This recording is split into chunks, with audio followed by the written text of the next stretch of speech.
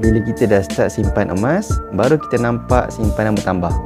Sebab itulah pakar kewangan sangat rekomen orang simpan emas.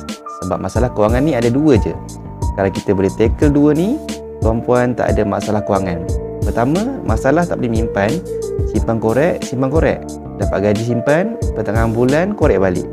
Kedua ialah masalah hutang. Bila tak boleh menyimpan, dia akan ada masalah hutang.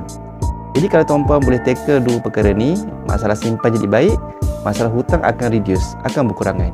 Jadi itulah kenapa Jila Public Gold ajar orang simpan emas. Ni bukan sangat tentang harga naik. Sebenarnya masalah yang besar ialah tak boleh menyimpan. Okey, apa kesilapan bila nak menyimpan ni? Tuan-puan, biasanya masalah orang tak boleh menyimpan ni sebab dia tunggu duit lebih. Tuan-puan, kalau nak tunggu duit lebih sampai bila-bila pun kita tidak akan menyimpan. Bukan gaji tak cukup tuan-puan. Berapa besar gaji pun memang tak cukup. Sebab bila pendapatan kita meningkat, keinginan kita pun meningkat. Cara yang betul nak menyimpan ialah bila dapat gaji, simpan dulu. Tetapkan portion berapa persen kita nak menyimpan. 10% ke 5%, selebihnya baru dibelanjakan. Bila tuan-puan menyimpan duit belanja, memang tak cukup.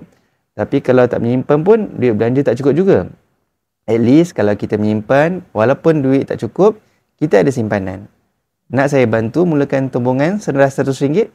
Follow dan tekan link di bio saya akan bantu sebaiknya.